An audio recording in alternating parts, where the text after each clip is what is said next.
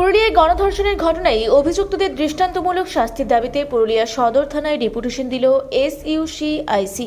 গত 16 তারিখ রাত্রে পুরুলিয়া শহরের কেতিকায় গণধর্ষণের ঘটনা ঘটে।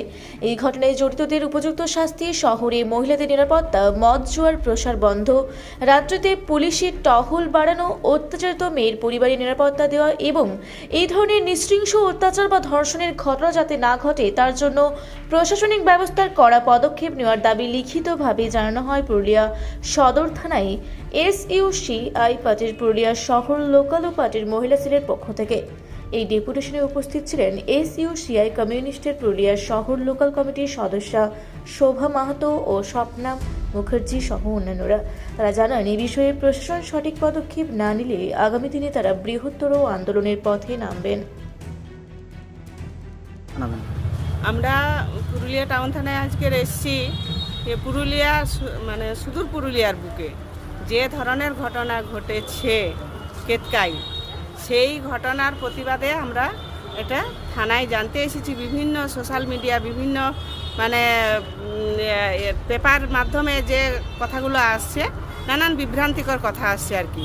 যে একটা মেয়ের উপরে অত্যাচার হয়েছে, 8-10 জন মিলে একটা মেয়েকে যে অত্যাচার করছে, তার পরিপ্রেক্ষিতে অনেকেই মেয়ের দোষ, অনেকেই কেউ বলে বাড়ি থেকে নিয়ে গেছে, কেউ বলে স্পটে পেয়েছে, বিভিন্ন ধরনের বিভ্রান্তিকর যে এগুলো আসছিল, সেইখানেই আমরা সঠিক তথ্যটা জানার জন্য আজকের আমরা এই সদর থানায় এসেছিলাম ডেপুটেশন দেওয়ার জন্য। এবং একটা মেয়ে যদি বাস্তবে সেটাও হয়, যদি সে তার বন্ধুর সঙ্গে দেখাও করতে যায়, তার মানে এইটা রাইট নয় যে 8-10 জন মিলে তার উপর অত্যাচার করবে। এটা পুরুলিয়ায় যেটা ধারণার বাইরে, পুরুলিয়া এটা কখনোই ছিল না। পুরুলিয়া জেলায় যে জায়গা থেকে মানুষ চাকরি করতে আসতো, তারা এখানে স্থানীয়ভাবে বাস করার জন্য মনে করে যে বাসযোগ্য এলাকা পুরুলিয়া, এখানে শান্তিশিষ্ট এলাকায় মানুষ বাস করতে পারে। আজকে এই পুরুলিয়ার বুকে দিনের পর দিন ঘটনা ঘটে যাচ্ছে মেয়েদের উপরে, এমনকি মানে নাবালিকা।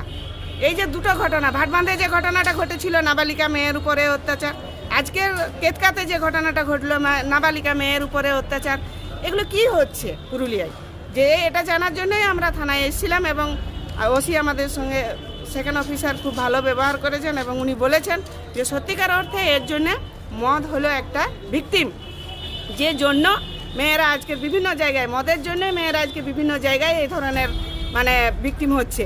তাহলে আমরা এখানে বলতে চাইছি যে সরকারিভাবে মদ অন্তত ইমিডিয়েট বন্ধ হওয়া উচিত।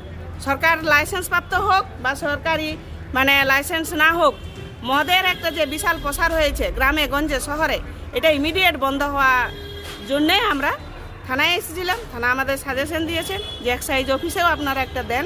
আমরা এই পরিপ্রেক্ষিতে এক্সাইজ অফিসেও ডেপুটেশনে যাব, ইমিডিয়েট মানে 70 আর কি যাব মদ বন্ধের দাবিতে।